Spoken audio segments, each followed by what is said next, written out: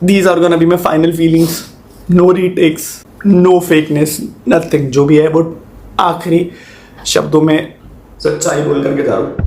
पिछले 7 महीने से नो अपलोड, लेकिन कमबैक ऐसा हुआ कि पूरा इंटरनेट हिल गया। मगर कुछ घंटे में लोगों के अंदर जो सिंपैथी थी पूरा खत्म। हाँ, यहाँ बात हो रही UK07 राइडर की। एक ऐसा बंदा देख के कभी कभी इस पे तरस आती थी। एल्विस को देख के बिग बॉस तो गया, लेकिन निकला जोकर बन के। हाल ही में जो सीन चल रहा है सब लोगों को तो पता ही हो। अगर आप लोगों को पता नहीं तो मैं बता दूं। ये बात शुरू होती है 4 मार्च 2026 की। द UK07 राइडर के चैनल में एक वीडियो अपलोड होती है जो की 2 घंटा 15 मिनट की। ये सिर्फ एक वीडियो नहीं थी जहाँ ड्रामा, इमोशन सब कुछ था, लेकिन एक चीज नहीं थी जो कि शायद सच्चाई की। हुआ ये था कि अनुराग ने बताया था वो अपनी बिजनेस पे ध्यान दे रहा है और यूट्यूब हमेशा नहीं चलेगा। लेकिन सच्चाई तो अब जाके बाहर आई। जब अनुराग का शादी हुआ था तभी से ही प्रॉब्लम शुरू हो गई थी। अकॉर्डिंग टू अनुराग एक ब्राह्मण है और रितिका एक राजपूत, तो कास्ट इश्यूज आ गए। इसी हिसाब से अनुराग की फैमिली रितिका को एक्सेप्ट ही नहीं कर पाई। अकॉर्डिंग टू अनुराग सारी रस्म शादी में सब ये अकेला हैंडल कर रहा था। उसके फैमिली वालों की शादी में कोई इन्वॉल्वमेंट ही नहीं थी। अनुराग अकेला पड़ गया था क्योंकि रितिका अदर कास्ट की। जब पहली घर प्रवेश हुआ तब भी प्रॉब्लम्स हुई। जब शादी के बाद पहली रसोई की बात आई तब भी प्रॉब्लम्स उठी। अनुराग के मम्मी रसोई करने से पूरा मना कर दी। उन दोनों को घर से बाहर निकलने के लिए बोल दी, जहाँ से अनुराग की मूड पूरा खराब हो गया। और उसके बाद अनुराग ने बोला आप ऐसे मुझे कैसे घर से बाहर निकाल सकते हो। इसके बाद बहुत कलेश हुआ। अनुराग के भाई जो कि एक राफर है कलमिंग, धमकियां दिएगी मैं तुझे सोशल मीडिया पे पूरा एक्सपोज कर दूंगा। अनुराग के हिसाब से कलमिंग जो कि उसकी हिस्से की प्रॉपर्टी हथियाना चाहता था, प्रॉपर्टी, गाड़ियां, पैसा सब, और मारने की धमकी भी दी है। अनुराग का कहना है कलमिंग उसके प्रॉपर्टी का हिस्सा हथियाना चाहता था, इसीलिए कलमिंग अनुराग के खिलाफ हो गया। इसके माँ बाप इसके खिलाफ हो गए क्योंकि इसने इंटरकास्ट मैरिज की, जिसमें पूरी समाज में उनकी नाम खराब हो गए, जिसकी वजह से उसकी माँ बाप भी उसके खिलाफ हो गए। और इसके बाद इसने और एक बात बताई कि बीबी भी इसके साथ अभी नहीं। और इसके बाद इसने और एक बात बताई, आज के टाइम पे इसके साथ इसकी वाइफ भी नहीं। जी हाँ, जिस लड़की के लिए ये सब कुछ छोड़ दिया वो लड़की ही इसके साथ नहीं। सबसे सैड बात ये था कि रुचिका ने तब छोड़ा जिस वक्त उसके पेट में एक बच्चा था। जी हाँ, अनुराग बाप बनने वाला था। अब उसके पास ना फैमिली बचा, ना बीबी बचे, ना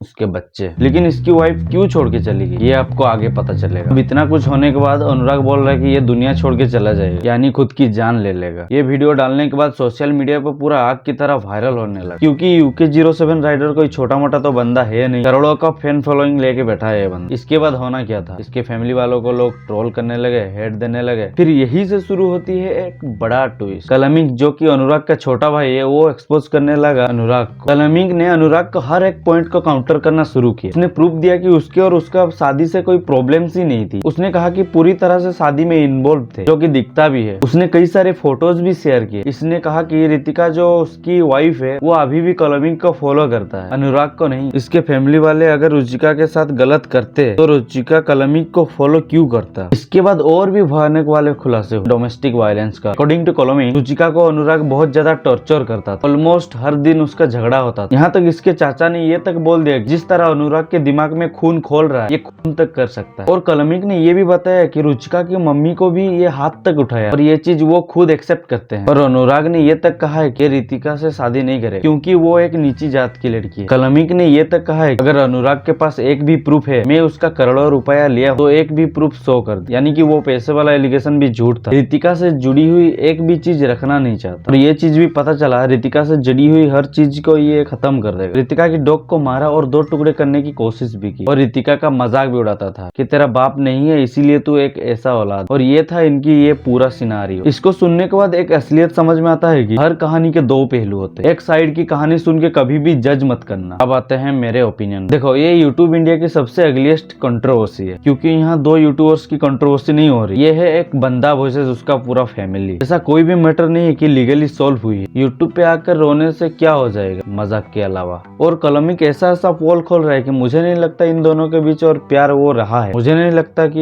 ये दोनों और फिर से कभी एक साथ देखने के लिए मिलेंगे। आई होप कि वो मिल जाए। फैमिली की प्रॉब्लम्स फैमिली तक ही रहना चाहिए, ना कि सोशल मीडिया पे। और यहाँ से ये प्रूफ होता है सोशल मीडिया पे जो देखते हो जरूरी नहीं है कि वो सब सच है। ये कंट्रोवर्सी से ये लेसन मिलता है कि इस दुनिया में कोई किसी का सगा नहीं सिवाय खुद का। आखिर में मैं ये कहना चाहता हूँ कि अपनी लाइफ को या फिर अपनी लव लाइफ को या अपनी अचीवमेंट को दूसरों से कभी कंपेयर मत करो, खास करके एक ऑनलाइन पर्सनालिटी से, क्योंकि हमें नहीं पता हम जैसे जी रहे हैं ये लाइफ उनका ड्रीम हो सकता है। परफेक्ट रिलेशनशिप जैसी कोई चीज होती ही नहीं है। I hope you like this video. अगर आप लोगों को ये वाला वीडियो पसंद आया तो सब्सक्राइब जरूर कर देना। तो आज के लिए इतना ही गाइस, तब तक के लिए बाय।